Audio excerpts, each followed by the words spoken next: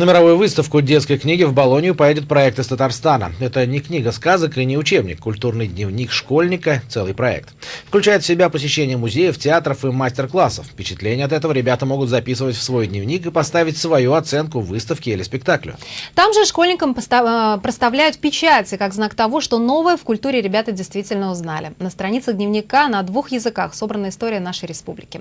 Плюс задания для ребят, чтобы интересно и полезно. Что из культурных мероприятий татарстанским школьникам понравилось больше всего, узнала Софья Орлова.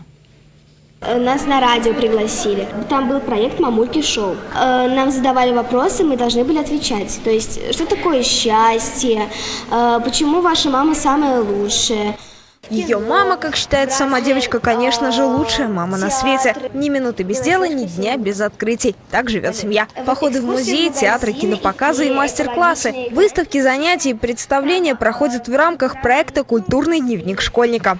Он стартовал осенью 2014 года в Татарстане. В первый год книжки с историей республики, яркими картинками и игровыми заданиями были только для первоклассников, теперь для всей младшей школы. Несколько страниц отводятся для печатей, которые ребятам ставят за посещение музеев и театров. Проект уникальный, билингвальный. С одной стороны, сама книжка на русском языке, с другой на татарском. Создали культурный дневник школьника в татар-мультфильме. Поэтому первые печати в дневниках проставили в кинотеатрах. Студия выпускает целый сериал «Стрела наследия». Там ребятам словно сказку рассказывают историю Татарстана. Чтобы ребенок заинтересовался историей именно нашей земли.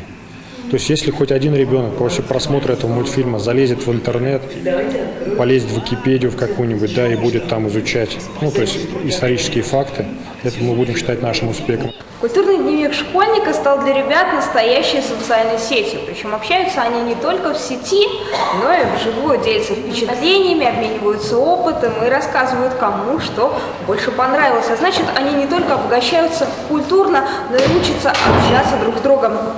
На сайте школьники публикуют свои сочинения и рисунки. Их работы участвуют в конкурсах проекта. Кстати, сейчас идет еще один. Ждут работы на 3 языках – русском, татарском и английском. В этом году уже проведено более 11 конкурсов именно для школьников. И сейчас актуальным конкурсом у нас остается это «Представь культурный дневник школьника в Болонье». Свои работы можно выложить на сайт до конца марта. Лучшие поедут на международную выставку детской книги, которая пройдет в Италии в начале апреля. Там собираются профессиональные книжные издатели со всего мира. Среди них детские писатели, иллюстраторы, переводчики и многие другие, кому важно, что читают современные дети. Такая выставка проходит ежегодно на протяжении 40 лет. В этом году на российском стенде наряду с детскими книжными издательствами появится и татар-мультфильм. Они представят сказки татарских писателей и, конечно, культурный дневник школьника, как проект, который не просто детей учит, а имеет отклик среди ребят. Сегодня количество пользователей составляет 38 500 человек, активных пользователей. То есть дети регистрируются на сайте, ведут активную переписку, они размещают свои культурные впечатления. То есть вот в своих блогах они пишут о посещениях тех или иных культурных объектов и рекомендуют своим друзьям посещать.